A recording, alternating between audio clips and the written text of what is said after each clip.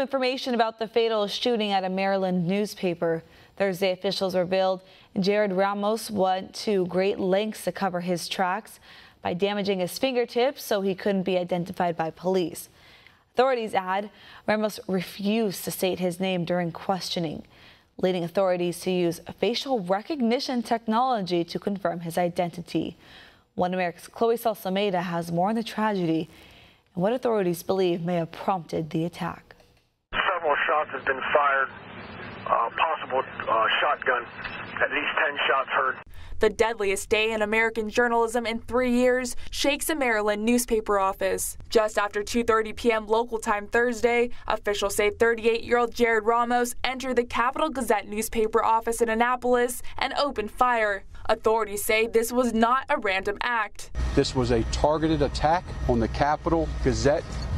He entered the building with a shotgun and he looked for his victims as he walked through the lower level. Within 60 seconds of 911 calls, police were on scene and ready to engage with the alleged gunman. But when they arrived, 5 employees had already been fatally shot and dozens others were hiding in fear. Authorities were then able to take Ramos into custody after finding him hiding under a desk. As he was transported to a police station for questioning, investigators began their probe. While searching through the building, investigators found canisters of smoke grenades Ramos allegedly used when he entered the office. Authorities also learned Ramos filed a defamation lawsuit against the Capital-Gazette in 2012 after the paper published a story about Ramos's guilty plea in a harassment case. He claimed the Capital-Gazette and its staff invaded his privacy and damaged his reputation. But the lawsuit was dismissed after he could not provide concrete examples of how he was harmed by the story. Though officials believe Ramos to be the lone gunman, news of the attack prompted newsrooms across the U.S. to increase security. About 30 miles away, the Baltimore Sun beefed up security, while the Los Angeles Times, New York Times, and other media outlets followed suit. Meantime, the Annapolis community has begun mourning the loss of the 5 employees who died in the tragedy. First victim's name is Wendy Winters.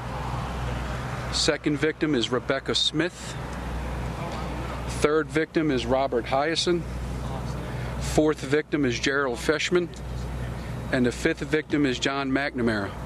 Though investigators are still searching for answers, officials are expressing their gratitude to first responders whose quick actions may have saved countless lives. I want to acknowledge the tremendous work of our public safety professionals today. They were on the scene in about 60 seconds, but beyond that, they went immediately into that building without a moment's hesitation and demonstrated incredible courage. Ramos remains in police custody as authorities continue their investigation. Chloe Salsameda, One America News.